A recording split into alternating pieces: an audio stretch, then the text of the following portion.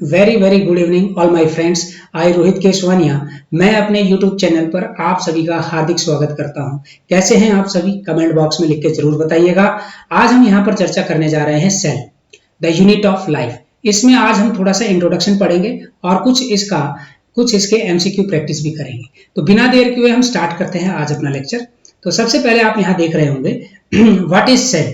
पहला ही question arise होता है कि सेल क्या होती है। Cell is the unit of life. हम बोलते हैं सेल को क्या? यूनिट ऑफ लाइफ कहते हैं।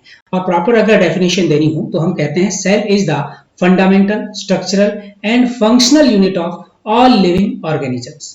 ठीक है भाई, ये आपको याद करनी है। नंबर दूसरी बात आपको याद रखनी है, रॉबर्ट हुक ने सबसे पहले सेल को डिस्कवर किया था। वो सेल कैसी थी? तो आप कहेंगे वो सेल थी सर डेड सेल। वो सेल कैसी थी? तो हम कहेंगे डेड सेल थी। इन्होंने बार्क ऑफ ट्री लिया, जैसे मान लीजिए ये है, तो ये मान लीजिए कहाँ क्या ले लिया यहाँ से? बार्क। और जब इस बार्क को इन्होंने अपने माइक्रोस्कोप की सहायता से देखा तो इन्हें कैसा स्ट्रक्चर नजर आया? इन्हें हनीकॉम्ब लाइक स्ट्रक्चर नजर आया। तो हनीकॉम्ब लाइक स्ट्रक्चर नजर आया तो इनको क्या नाम दिया इन्होंने? सेलुला। क्या नाम दिया? सेलुला। और बाद में इसका क्या नाम पड़ गया था? सेल। बाद में इसको सेल कहा गया क्योंकि सेलुला एक लैटिन वर्ड है जिसको हम लिटिल कंपार्टमेंट या फिर लिटिल रूम के नाम से क्या है जानते हैं। और ये जो काम किया था रॉबर्ट हुक ने, वो कब किया था? तो हम याद रखेंगे 1665 में इन्होंने क्या किया था? सेल को डिस्कवर करने का काम किया था। और उसी प्रकार से हम बात करें एंटोन वॉन लीवेनहॉक, इन्होंने पहली बार लिविंग सेल को क्या है देखा था। इन्होंने पॉन्ड वाटर लिया और उस पॉन्ड वाटर के अंदर क्या है? प्रोटिस्ट या फिर हम कह सकते हैं बैक्टीरिया वगैरह ऑब्जर्व करने का काम किया था। इसके बाद आपको बताता हुआ चलूं, जब इन्वेंशन हो चुकी थी किसकी? कंपाउंड और इलेक्ट्रॉन माइक्रोस्कोप की, तो उसके बाद हमें सेल की डिटेल के बारे में पता चला कि भाई किस किस टाइप की सेल हमें देखने को मिलती है। तो ये जो पहला जो पिक्चर जो आपको नजर आ रहा है, ये जो पहली पिक्चर जो आप यहाँ पर देख पा रहे होंगे, ये जो महान शख्स हैं इनका नाम है रॉबर्ट हुक। इनका नाम है रॉबर्ट हुक। और ये जो सेकंड जो पिक्चर आपको नजर आ रही होगी, इनका नाम है जी एंटोन वॉन लीवेनहॉक। इन्होंने 1674, अगर आपसे पूछा जाए कि लिविंग सेल कब देखी थी तो हम कहेंगे 1674 में एंटोन वॉन लीवेनहॉक ने क्या किया था? पहली बार सेल को डिस्कवर करने का काम किया था। अच्छा भाई, एक चीज और याद रखनी है कि एंटोन वॉन लीवेनहॉक को फादर ऑफ माइक्रोस्कोप भी कहा जाता है। फादर ऑफ माइक्रोस्कोपी भी कहा जाता है। अब इसके बाद हम चलते हैं सेल थ्योरी के बारे में। तो देखिए सबसे पहले जो सेल थ्योरी दी गई यहाँ पर, तो सबसे पहले जो सेल थ्योरी थी वो दी गई थी मैथियास क्लेडन और थियोडोर सचवान। ये जो आपको नजर आ रहे हैं महान शख्सियत है, इनको हम बोलते हैं मैथियास क्लेडन। और ये जो दूसरी तरफ जो पिक्चर आपको नजर आ रही है, इनका नाम है जी सचवान। इन्होंने प्लांट सेल के ऊपर काम किया था। इन्होंने काम किया था प्लांट सेल के ऊपर, ठीक है जी। और इन्होंने काम किया था किसके ऊपर? एनिमल सेल के ऊपर। तो चलिए देखते हैं इनके बारे में थोड़ी सी चर्चा कर लेते हैं। तो मैथियास क्लेडन 1838 में पहली बार इन्होंने क्या किया कि सभी प्लांट्स को ऑब्जर्व किया और उनके डिफरेंट काइंड ऑफ सेल्स को भी क्या किया था? देखा। और वहीं थियोडोर सचवान की बात करें तो इन्होंने पहली बार क्या है? आउटर लेयर देखने का काम किया। और इन्होंने जो आउटर लेयर है उसका नाम क्या दिया था? Plasma membrane. इन्होंने प्लांट सेल को भी देखा और प्लांट सेल की आउटर मोस्ट लेयर को क्या नाम दिया था? Cell wall. तो आपसे पूछे कि सेल वॉल को प्राइमरी लेयर बताने वाला कौन था, तो हम कहेंगे थियोडोर सचवान थे, जबकि इन्होंने एनिमल के ऊपर स्टडी की थी। इन्होंने हाइपोथेसिस दी that animal and plants are composed of cells and products of the cells. इन्होंने क्या किया? अपनी हाइपोथेसिस के अंदर ये लिख के दिया कि जो प्लांट और एनिमल्स होते हैं ना, ये सब के सब सेल से मिलकर बने होते हैं और उनके प्रोडक्ट से बने होते हैं। तो इसलिए कहा जाता है कि क्लेडन एंड सचवान ने ही क्या किया था? सबसे पहले सेल थ्योरी देने का काम किया था। लेकिन इन्होंने एक हाइपोथेटिकल स्टेटमेंट देने का काम किया। हाइपोथेटिकल स्टेटमेंट का मतलब यह है कि इन्होंने कहा कि each and every new cell arises from pre existing cell, जो कि ये प्रूव नहीं कर पाए थे। कौन? थियोडोर सचवान और मैथियास क्लेडन ये प्रूव नहीं कर पाए कि सबसे पहले क्या बना। फिर उसके बाद ये आए भाई रुडोल्फ विर्चो 1855 में। इन्होंने पहली बार एक्सप्लेन किया कि सेल क्या करती है? डिवाइड करती है और जो नई सेल्स हैं उसी सेल के द्वारा क्या है? बनती है। मतलब प्री एग्जिस्टिंग सेल्स के द्वारा ही नई सेल्स क्या होती हैं? अराइज होती है। उन्होंने अपनी लैटिन भाषा में वर्ड दिया था ओमनी सेलुला ई सेलुला। इसका मतलब ही यही होता है कि all the cells are divide and form a new cells from the pre existing cells. इन्होंने मॉडिफाई करने का काम किया सेल थ्योरी को, इसलिए इनको क्या कहा जाता है? Father of modern cell theory के नाम से हम जानते हैं। तो इन्होंने सेल थ्योरी में क्या क्या बात कही थी ये मैं आपको यहाँ पर बता देना चाहता हूँ। इन्होंने अपनी सेल थ्योरी के अंदर ये जो बात कही वो क्या क्या थी।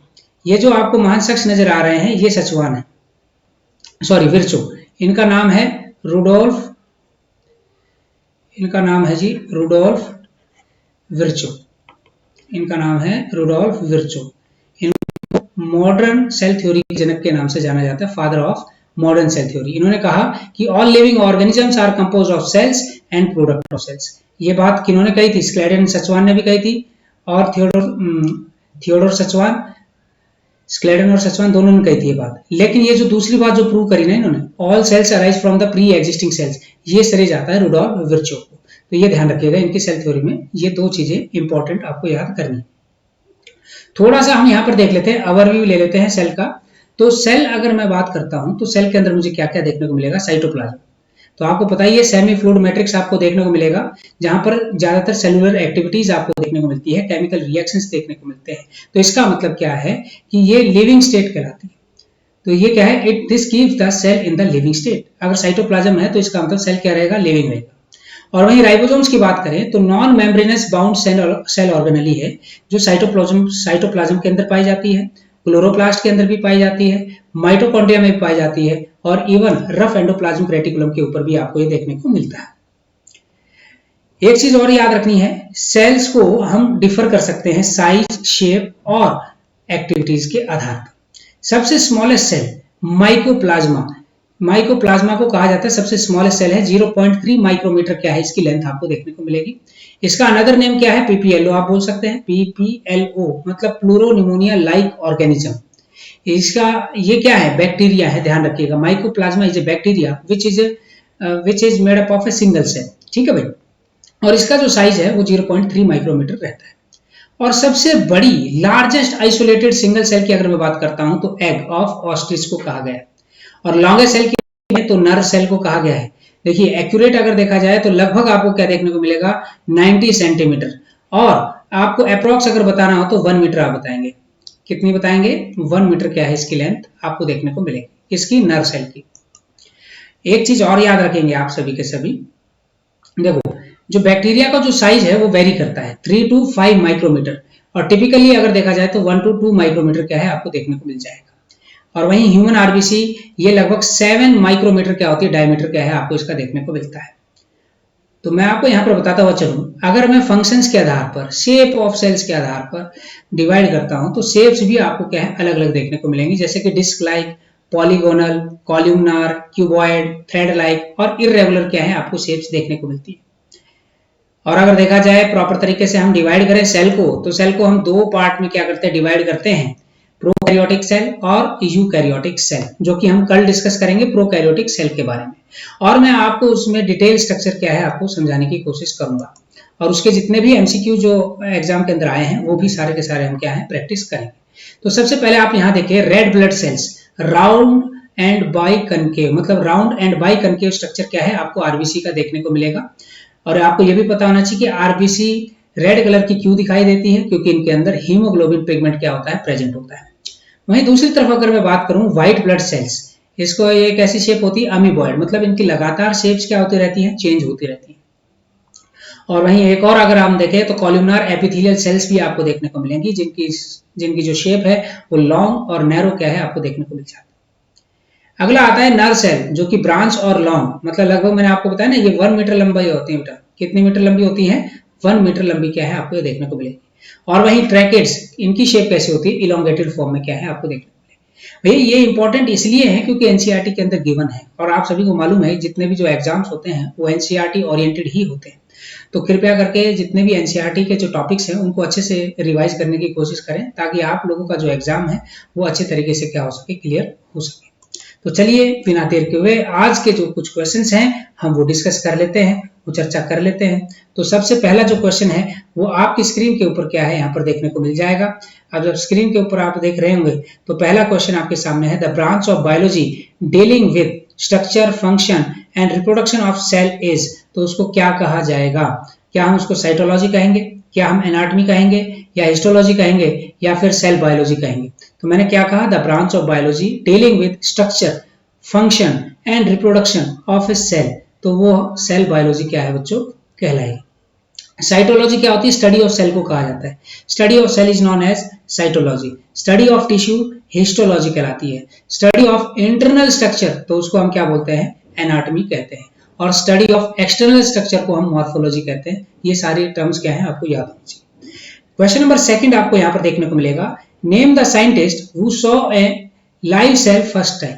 मतलब उस साइंटिस्ट का नाम बताना है जिसने पहली बार लिविंग सेल को क्या है देखा था। उसका नाम रॉबर्ट ब्राउन है, एंटोन वॉन लीवेनहॉक है, या रॉबर्ट वाइट, या फिर स्क्लेडन। तो उसका नाम क्या है, एंटोन वॉन लीवेनहॉक। इन्होंने सबसे पहले क्या किया था, इन्होंने सबसे पहले लिविंग सेल को देखने का काम किया था। तो ये चीजें क्लियर हो जाएंगी। नेक्स्ट क्वेश्चन देखेंगे हम यहाँ पर, रॉबर्ट हुक ने पहली बार सेल टर्म कब दी। रॉबर्ट हुक ने यूज की थी टर्म सेल, वो कौन से सन में की थी, तो याद रखिएगा वो 1665 के अंदर। तो ये भी कहा जाता है कि सेल को सबसे पहले डिस्कवर करने का काम किसका था, रॉबर्ट हुक का।